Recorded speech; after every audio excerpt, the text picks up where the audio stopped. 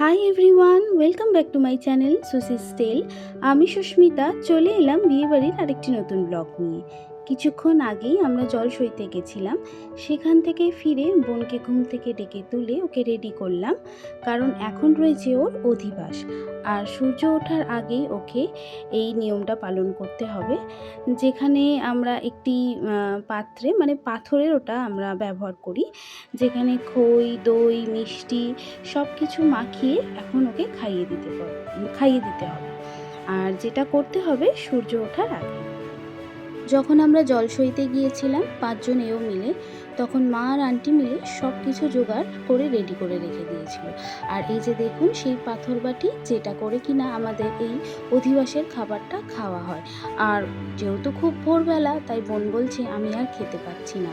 আর সত্যি কথা বলতে বিয়ের আগের দিন কিন্তু মেয়েদের ঘুম হয় না, টেনশনেও ঘুম হয় না এবং কাজের চাপেও ঘুম হয় না। আর রাত্রি পর্যন্ত ওর মেহেন্দির অনুষ্ঠানও চলেছে, তাই কোনোটাই ঠিকঠাক মতন হয়নি, ঘুমটাও হয়নি, রেস্টও নেওয়া হয়নি, তাই খুবই টায়ার্ড। কিন্তু কিছু করার নেই, নিয়মটা তো পালন করতে হবে। তাই ওকে নিয়ম রক্ষার্থে বললাম অল্প করে একটু খেয়ে নে, কারণ এরপর অনেক কাজ রয়েছে, আর তখন সেইভাবে তো কিছু খেতে পারবি না, তো জলের ওপরেই থাকতে হবে। তাই ওকে একটুখানি খাইয়ে দিচ্ছি। তাহলে ভিডিওটা এখানেই শেষ করছি, ফিরে আসছি বিয়ে বাড়ির অন্য ভিডিও নিয়ে। Bye bye.